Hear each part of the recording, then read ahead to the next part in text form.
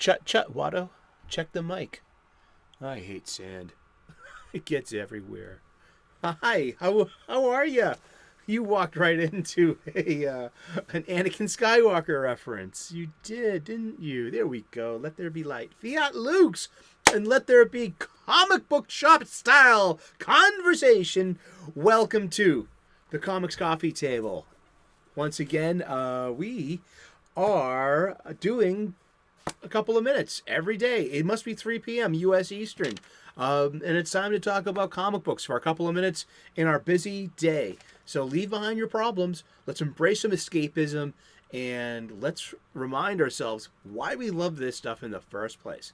We started this show last year with a simple mission to talk about comic books every day for the rest of the year. I was using this book here. This wonderful hardcover coffee table book given to me about 2 decades ago by one of my best friends. This has been surfing my coffee table ever since and has provided me with countless conversations, the kind that we used to have in the comic book shops. And we proved that we could, when nicely prompted, we can have genuine, authentic, and awesome conversation. We've been doing it all together here. You are the most important ingredient in our recipe. This conversation that we keep having. If I'm able to make the 3 p.m. U.S. Eastern premiere, I might see you in the live chat. I just might, and we'll be talking comic books. And also, fire away in the comment section too. Leave questions. If I don't know something, I know how to look stuff up. Seriously, I'll get you a satisfactory answer, I hope, and maybe even learn something along the way. Let's get to it. Awesome. We are also using these books this year because we started off we did every page last year. We finished it, and we're going to review January just a little bit because I think it's fun. And to be honest, last year on January 21st, 2002, I made a 7-minute and 46-second long video that got 6 views. That means 5 views plus yours truly. And I know we do better, just so, because we've gotten our footing on this show. We've gotten our traction. We know what we're doing. We were enjoying this robust conversation, and we found things to talk about. This year, we're going to be focusing on my comic book collection. I desperately need to put some love and some care, attention, and some money into this. Meaning, everything needs new boxes. I got long boxes, about 9 of them. They're almost all full. They're very heavy. I did a test where I put myself on a scale, and then I picked up one of my full long boxes, and it was about 50 pounds. And these things honestly get heavier the older I get. So I'm breaking things down into short boxes, and that's where I'm going from now on. Yeah, this is the lid of the short box here. Yeah, and so we're going to do a bag, board, and box show. We're also, starring these 2 books, the Overstreet Guides, the Overstreet Comic Book Price Guide, the most current edition, and because we're going to look up its value, see what it's going for. But it's on a 10-point grading scale. How are we ever going to figure this out? We're going to use the Overstreet Guide to Grading Comics. And we're going to find out more about grading comics. We're going to look at our floppies. And we're going to grade them. And we're going to figure out how to do this at home. We're going to learn a lot on the way. And you are here and welcome on this ride together as we basically go through my comic book collection. I might even sell chunks of it too. But you know what? I just want to also say that this show is, the spirit of the show is, firstly, let me thank my parents. The show is dedicated to my parents this year, who bought me these books for Christmas. So thank you, Mom. Thank you, Hoppy Poppy, my stepdad, for the books. We're gonna have this year is dedicated to my parents, and also dedicated to the proposition that all local comic book shops need our attention and our foot traffic and our money. So go and to your local comic book shop. Get some supplies. I'm not buying these on Amazon. This is my short box, and it's almost full. Just with the new stuff that I got last year.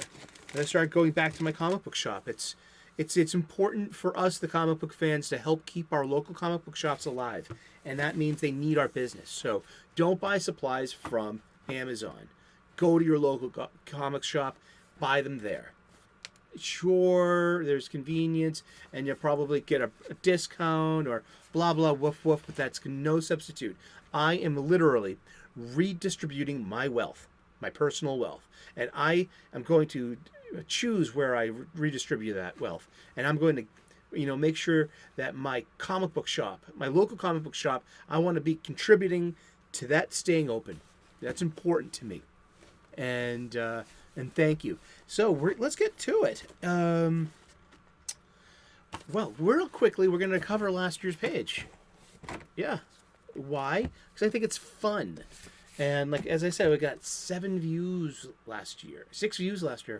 Yeah. And that means, that's 6 views. That's 5 views plus me. Or is it Pika?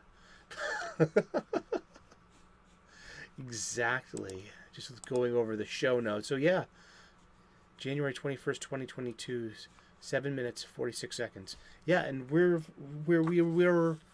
do so much better now, and but there are newer viewers, and they might have missed last year's page. So, and how could I deny the new reviewer today's page of January the 21st? It's art by Win Mortimer from the cover of All Star Comics issue number 36. August-September of 1947. We have the Justice Society of America with their honorary members, Superman and Batman. Now, Wonder Woman was their secretary and was involved with some of their adventures, especially getting into 48 and 47, 48, where she brings in Black Canary and Harley Quinn, the original Harley Quinn, not Harley Quinn. Yes, we covered that all last year. You can look it up in the playlist. You can. It's really cool. Let's read the blurb real quick. Rarely have so many major heroes appeared in the same place at the same time as this issue of All-Star Comics. This publishing purpose, the publishing purpose behind the Justice Society of America was to promote characters who seemed to need a boost. So Superman and Batman were just about never around. The Flash and Green Lantern had also been missing for a while, on the grounds that each of them had their own comic book. Superheroes were slumping after World War II, however, and this must have been a major effort to promote sales. It was the first time that Wonder Woman appeared together with the Man of Steel and the Caped Crusader. Dr. Midnight, definitely outclassed, seems to be rushing just to keep up. Well, yeah, I guess. Dr. Midnight, you get the Flash, you got, Green Lantern, Hawkman, Wonder Woman. That's good. That's the first time we see the Trinity all together, I guess. Ain't that cool? The Trinity being the DC superheroes of Batman, Superman, and Wonder Woman. Yeah. So, on this Justice Society of America thing we got going on, we got Funnybooks. We got a stack of Funnybooks. Oh, we did this one the other day, but we gotta come back to it just real quick because new comic books we're just gonna bag them, we're gonna board them, and honestly, when they come in from now on, just as soon as I get them home, bag and board. That's it. We're gonna talk about it too, and with the weekly pick. As we go along, preserving my funny book accumulation. That's right. Okay, so we talked about this the other day too, and Justice Society of America, 2007 issue 1. There was also a previous JSA written by David Goyer and Jeff Johns. That's replaced, and now we have a new Justice Society of America, issue number 1.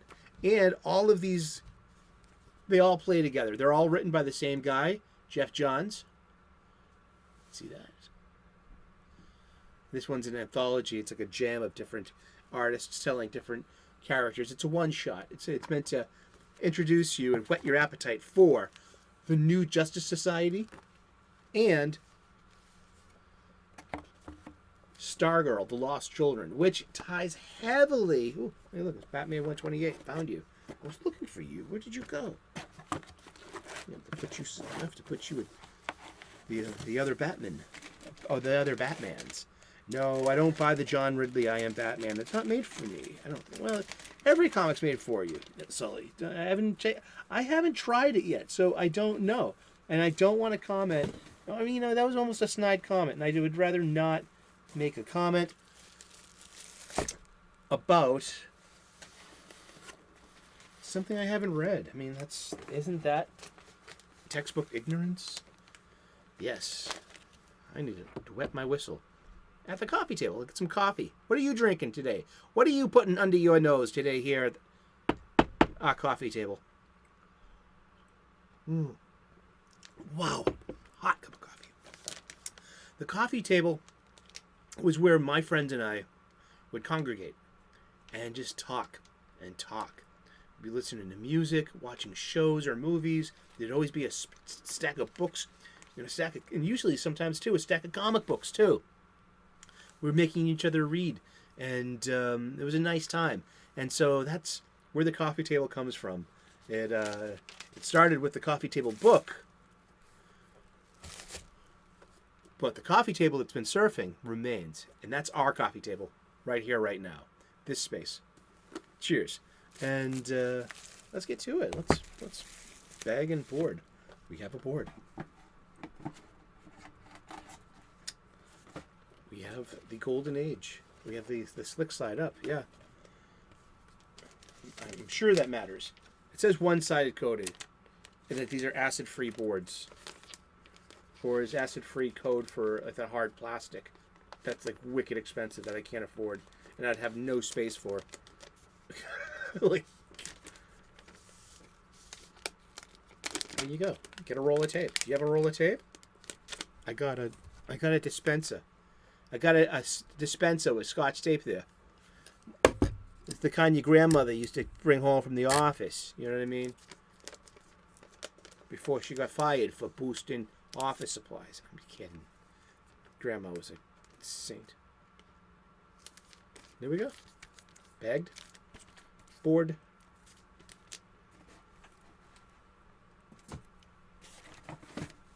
Boxed. That's the show. It's what we're going to be doing to all of our funny books. So yeah, it would be just, it's no use. And what's this worth? It's worth $3.99. It's cover price. Yeah, here we go. Let's look at direct edition, $3.99. There's something in the barcoding there that I'm learning to figure out, and when I figure it out, we're gonna talk about it. I'll tell you all about it too. And I want to get to something I mentioned yesterday too, to read from the Overstreet Price guide. There's a passage in here I want to read from, and it's from Robert M. Overstreet himself, who I believe started out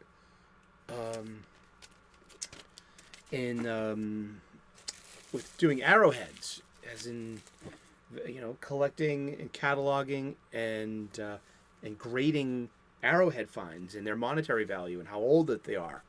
And and things like this fall into like realms of coin collecting and stamp collecting, so there is there's a whole thing to it. Yeah. And there's like a system and standards to have as well.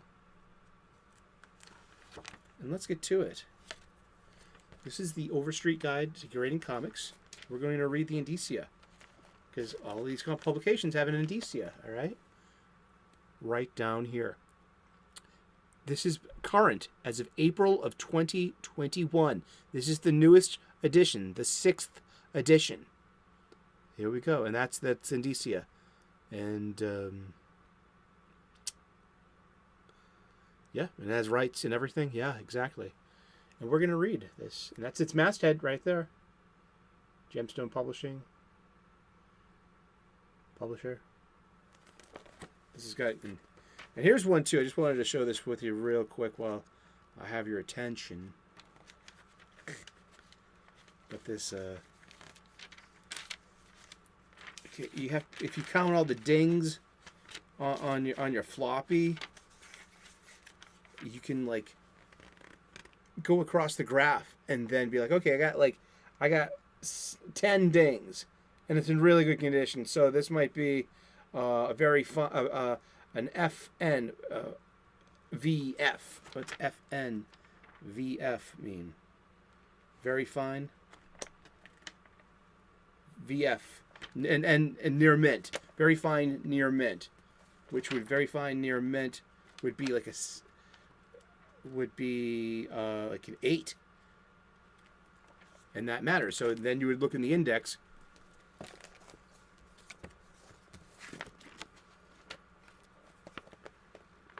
and see the top there. It's like, you know, GD. That's 2.0. to near mint 9.2, and there it goes. And just follow down. This is called reading books. Yes, it's very old fashioned. Reading books. But this is a show about books. This is a book. This is a magazine. Is a book in a way. You know, this is an annual publication, or maybe semi-annual, or biannual, or is that it's twice a year? You let me know in the comment section.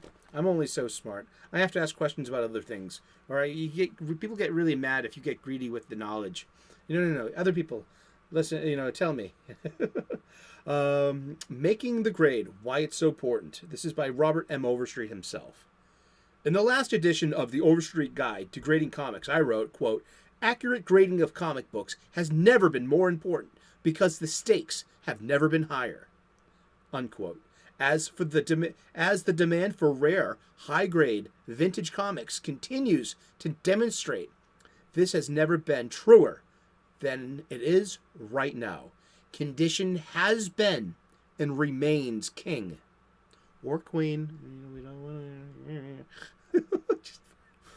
It goes to follow that if we acknowledge the importance of condition, then understanding how a grade is determined can offer a major insight into how we can and should collect.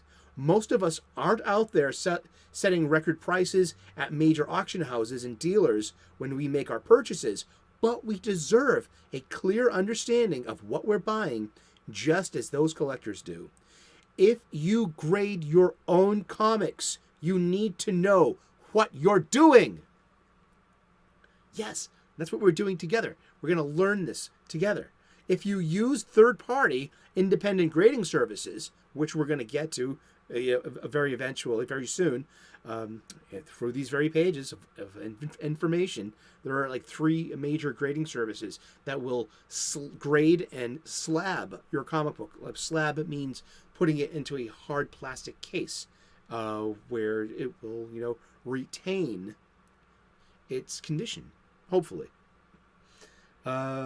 If you use third-party independent grading services, the same is still true. The grading services have been a great addition to our market competition, but one should approach them with reasonable, informed expectations when submitting. The only way to do that is to understand grading in the first place. The original edition of the Overstreet Comic Book Grading Guide, this book's predecessor, appeared in 1992. The refinement of its 100-point grading system into the 10-point scale was published in the 2003 edition, as well as the Overstreet Comic Book Price Guide. And tweaking has continued from there. For this edition, we have updated our look at pressing, and we have added a comprehensive look at how to identify price variants, which have increasingly come into play with for an active group of collectors. Price variants, I've actually seen that. Like you got Star Wars #1. There are some that go for 30 cents. There are some that go for 35 cents. So which one's depending on the condition, on the grade of the funny book, which one is more rare or, it's like these are really interesting things we're going to get to. I need a sip. Wet my whistle. Star Wars. Reality. This is a production photo from the special edition of Return of the Jedi. And this is tea time for Boba Fett. So this is the actor, not Jeremy Bulloch, taking his helmet off. I as a G-level canon fan, I should know who this actor is. Yet special edition is not G-canon. Star Wars fans, speak up. What do you think about that? The last bit from Mr. Overstreet himself. The Overstreet Guide to Grading Comics, like any effort that tries to walk the line between definitive science and subjective art, represents the best thinking of the experts in our industry and hobby. And like all of our books, we welcome your feedback on it. Sincerely, Robert M. Overstreet, publisher. That would be feedback@gemstonepub.com. Thank you, Mr. Overstreet, for your price guides. And yeah, that mission statement, that declaration of intentions, of what I intend to learn doing this show here today, tomorrow, for the rest of the year with you. What do you think? What's on your mind? Did you have fun talking about comic books today? Did you leave behind the world's problems just for a few minutes so we can embrace an aspect of our hobby that we should be embracing a bit more, the proper care of our funny books? Yeah, this is an issue 1. You know, it's not a variant cover, but it's still an issue 1. And issue 1s tend to, be the big seller, right? Oh, it's an issue 1. Well, it's a limited series, so it's just going to, it's 6 issues. It's 3 acts. It's 2 issues per act. And this actually has a lot of, this is playing with this concept of the new golden age. Yeah, it's bringing back aspects of Earth 2 and in newer ways. Looking forward to that, because we started the show with the golden age of DC Comics. That became Earth 2 and Flash number 123, A Flash of Two Worlds, when Barry Allen, the Silver Age Flash, discovered that he was a molecule, a vibration away from a different alternate universe, and where he found the Golden Age hero, Jay Garrick. Yeah. And these 80-year-old properties still keep chugging on in different forms. And I love Todd Knox's art. I really do. And this has been pretty good, too. Jinnen's art in this was really nice and moody. See, there's Alan Scott. There's Jay Garrick. There's Carter Hall. There's Hawkwoman. There's Wildcat. We talked about him earlier today. There's Sandman. There's Hourman. And that's Huntress. And that's the original Earth 2 Huntress, Helena Wayne, daughter of the Earth 2 Catwoman and Earth 2 Batman, who premiered in 1940 in Batman number 1, The Cat, Selena Kyle, who became Catwoman.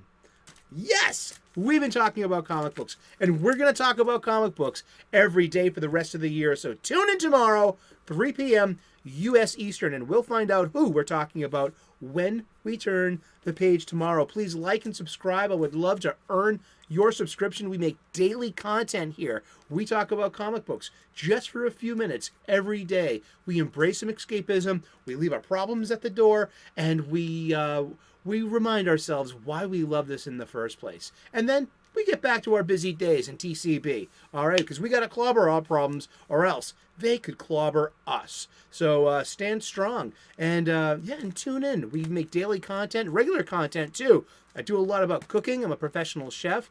And I do a lot about spirituality and gratitude and blessings. I'm an amateur theologian, an internet-ordained minister.